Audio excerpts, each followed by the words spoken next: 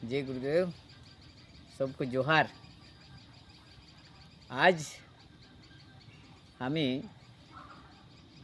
আমাদের যে natural culture, প্রাকৃতিক কালচার, সেই কালচার সম্বন্ধে অনেক গম্ভীরতাপূর্বক বলবো যে দিন দিন আমরা যে আজকে এই চরম সীমায় পৌঁছেছি কেন? নিশ্চয়ই এর কিছু গূঢ়তত্ত্ব রহস্য আছে। সেই রহস্যটা হচ্ছে আমাদের প্রাকৃতির বাইরে আমরা কাজ করতে শুরু করেছি। ন্যাচুরাল যে ঈশ্বর ভগবান যে আমাদেরকে দিয়েছে, যে আবহাওয়া দিয়েছে, যে কালচার দিয়েছে, আজকের দিনে আমরা সেগুলো ভুলে যাই। আমরা নিজেরাই নানা রকম মানে আমাদের যে সেই প্রাকৃতিক কালচারকে মানে শেষ করে দিয়েছি। আর নতুন আমরা নিজেরাই আলাদা আলাদা মডিফাই করছি। যেমন বলবো, আমাদের খেতি, ভারতবর্ষটাই হচ্ছে কৃষি প্রধান দেশ। আর এখানের মানুষ 70% কৃষির উপর নির্ভরশীল। আমরা অনেকে আগে বলতে, আজ থেকে আমি মোটামুটি আজ 18-20 সাল এই চিন্তন মন্থন করে অনেকেই অনেক চারদিকে আলোচনা করেছি, অনেক বড় বড় প্রোগ্রাম নিয়েছি, কিন্তু আমি বেশিরভাগ অ্যাডভার্টাইজ করি নাই।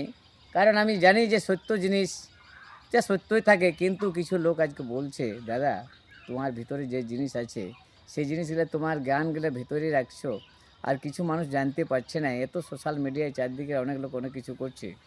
তার জন্য আমি কিছু বাধ্যতামূলক হয়েছি যে কিছু মানুষকে যে বাস্তবিক জিনিসের মধ্যে আসার প্রেরণা করছি। যেমন আমাদেরকে বলতো যে উত্তম খ্যাতি মধ্যম বান করে নকরি কুকর্নে দান। সমাজের মানুষকে যে 3 ভাগে আমরা ভাগ করছি, তার মধ্যে সবচেয়ে শ্রেষ্ঠের রাখছি আমাদের চাষিকে, यानी কৃষি। আমরা যদি কোনো আমাদের ছেলে মেয়ের সাথে সম্বন্ধ জুড়তে যাচ্ছি, প্রথম পরিচয় কী থাকতো? ছেলেটা জমি জায়গা কত, বান বাগান আছে কি নেই, আর বুনিয়াদি খুঁটখাঁটি ওখানে বটে কি নেই। আজ আমি দেখছি সেই জিনিসটা যেটা আজ আমাদের পূর্বপুরুষরা করে গেছিলেন, আজ 15 সাল পর দেখছি এখন বর্তমানে যখন আমি কারো সম্বন্ধ কিছু করতে যাচ্ছি, আমাকে জিজ্ঞাসা করছে, দাদা ছেলেটা কি কাজ করে।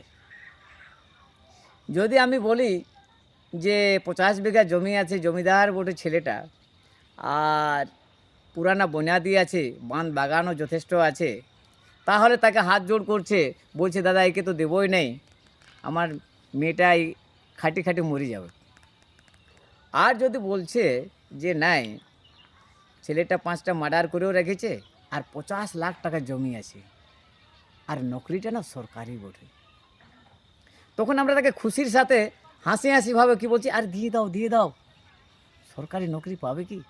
তাহলে আমাদের আজকের দিনে বর্তমানে যে মানুষের মনোভাবনা আছে, প্রত্যেকটা মানুষের চিন্তা আছে শুধু নকরির পেছনে।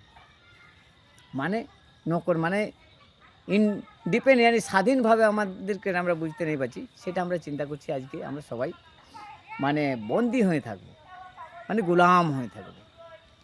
তাহলে এই যে আমাদের গোলাম অবস্থাটা আছে, কিন্তু এই গোলাম অবস্থাটা একদিন তো হয় না, দিনে তাহলে কী করে ধীরে ধীরে পড়েছে।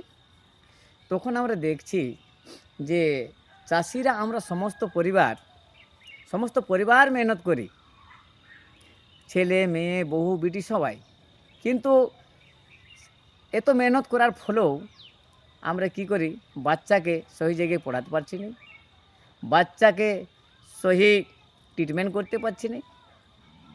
আর নকরিওয়ালা যদি এক লোক নকরি করছে, সমস্ত পরিবার খাবার আরামে বসে বসে খাচ্ছে, আর বাচ্চা ওদের কোনো ভালো বড় স্কুলে পড়াচ্ছে, গভর্নমেন্ট স্কুলে, হ্যাঁ, আর ডাক্তারও খুব সুন্দরভাবে ট্রিটমেন্ট চলছে। তাহলে এই জন্যে আমরা আজকের দিনে প্রত্যেক মানুষ গ্রাম ছাড়ে শহরকে যাচ্ছে। তো এই গ্রাম ছাড়ে শহরকে যাওয়ার কারণ কি? নিশ্চয়ই এর মধ্যে কিছু ষড়যন্ত্র আছে। সেই ষড়যন্ত্রটা হচ্ছে আজকের দিনে যে আমরা লোকতন্ত্র বলছি না, লোকতন্ত্র মানে জনতার শাসন নেই, জনতাকেই শাসন করছে এখনো পর্যন্ত। আমি বিধায়ক বনেছি, বিধায়ককে বানাচ্ছি, ভোট এক একটা দিন দিন ওকে পার্লামেন্টে পাঠাচ্ছি, কিন্তু কোনো যদি আমার দরকার হচ্ছে একদিনে তার দেখা পাচ্ছি, দুদিনে পাচ্ছি, 3 দিনে আসা যা করি, নিরন্তর তার আসছি যাচ্ছি পাচ্ছি, এমনিভাবে আমাদের গরিব মানুষের কথা তো শুনছেও না, ধ্যানও দিচ্ছে রে গরিব মানুষের। তাহলে দেখছি যে আমাদের কমিটা কোথায়, সেটা হচ্ছে ব্যবস্থা, শাসন প্রণালী ব্যবস্থা। আমার যে প্রথম ব্যবস্থা আছে ব্রিটিশ ব্যবস্থা, সেই ব্যবস্থা এখনো পর্যন্ত আছে, আর সেই ব্যবস্থার মধ্যে আমরা মাকড় জালে ফাঁসে আছি। কিছু ব্যবস্থায় আমাদের এমন পুঁজিপতি, এমন শাসন ব্যবস্থা আমাদের ব্রিটিশে ছিল যে গুলাম করব কি করে। গুলাম মানুষ কখনোই, নিশ্চয়ই কিছু যখন কমি থাকে, শারীরিক স্তরে কমি, মানসিক স্তরে জ্ঞানে কমি, অর্থাৎ আর্থিক অবস্থায় কমি। আমি যদি তিনোটায় মজবুতই থাকি, শারীরিক দিক দিয়ে গেলেও আমি শরীর ফিটনেস থাকি, মানসিক দিক দিয়ে গেলেও পুরা আমার জ্ঞান থাকে, আর আর্থিক দিকে গেলেও মজবুত থাকি, আমি সহজে কি দাদা যাবো কারো ঘর খাটতে? যাবো নাই না, কোনো দিন হতে পারে নাই।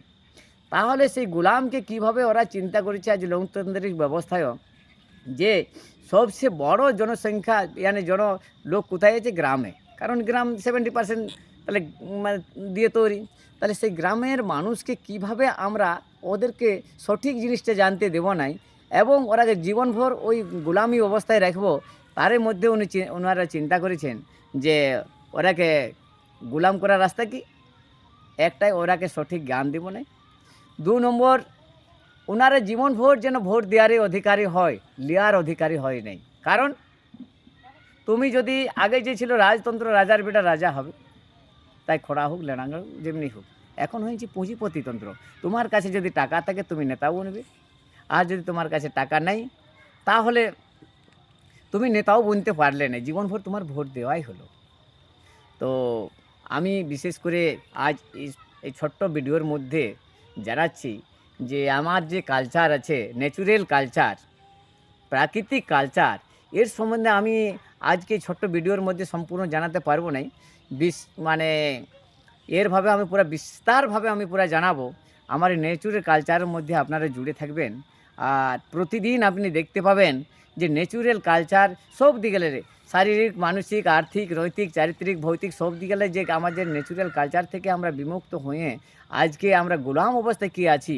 আমার গ্রামের আমার যত ছোট ছোট মা বোন ভাই বোন সবাইকে আমি অনুরোধ করব যে কমসে কম আমার ন্যাচুরাল কালচারের মধ্যে জুড়ে থাকবেন, আর নিজেকে একটু মানে চিন্তন মন্থন করার সময় করবেন। আর আমরা সেই যে ব্যবস্থা, যে গোলাম ব্যবস্থা থেকে কিভাবে আমরা মুক্তি পাবো, তার জন্য একটু আমাদের আনেবালে পিঢ়িকে দেখার জন্য আমি অনুরোধ করব যে আনেবালে পিঢ়িকে আমরা কি দিয়ে যাব, আর আনেবালে পিঢ়ি আমাদের কি থেকে, গোলাম থেকে মুক্তি পাবে। তো এই জন্যে আমি আজকের দিনে বেশি লম্বা চৌড়া ভিডিও বানাচ্ছি নাই। আমার এই গোমাতাকে নিয়ে করে আজকে যে ভিডিওটা বানাচ্ছি, এটা হচ্ছে আমার গোমাতা। গোমাতা আমি পছন্দ করি, ছোটো থেকে গো সেবা করি, প্রাকৃতির বাইরে যাই নাই, অনেক শান্তশিষ্ট আছে। এর মধ্যে আমরা যতটুকু কাজ করি। আর আজকের আমার এই চ্যানেলকে আমি সবাইকে অনুরোধ করব, যদি কিছু খারাপ মনে লাগে তো অবশ্যই বলবেন, তার আমি উত্তর অবশ্যই দিতে রাজি থাকব। আর যদি সবার ভালো লাগে, আর কিছু নতুন সমাজ উত্থানের জন্য যদি কিছু কাজে লাগে, আমি অনুরোধ করব যে কমসে কম বিশেষ করে আপনাদের একটা লাইক, একটা কমেন্ট কিছু আমাদের আশা আমি অপেক্ষা করে আছি। যদি ভালো লাগে তো অবশ্যই একটু জানাবেন, আর যদি কিছু বলার থাকে তো কমেন্টের মধ্যে অবশ্যই জানাবেন। আমি তার উত্তর দিতে অবশ্যই মানে সব সময় প্রস্তুত আছি। বিশেষ করে অবহেলা করবেন না, যাতে সমাজ যেন কিছু নতুন দিশা পায়, দশা পায়, আর নতুন রাস্তা আবার সেই আমাদের ঈশ্বর ভগবানের সাথে কীভাবে আমরা জুড়ে থাকবো, কীভাবে মা মাটির সাথে জুড়ে থাকবো, কীভাবে মাকে সম্মান করব, সেই যে রাস্তায় যেন আমরা আসি। এই বলে আমার আজকের দিনে এই ছোট্ট ভিডিওটা সমাপ্ত করি। সবাইকে পুনঃ জোহার, জয় গুরুদেব।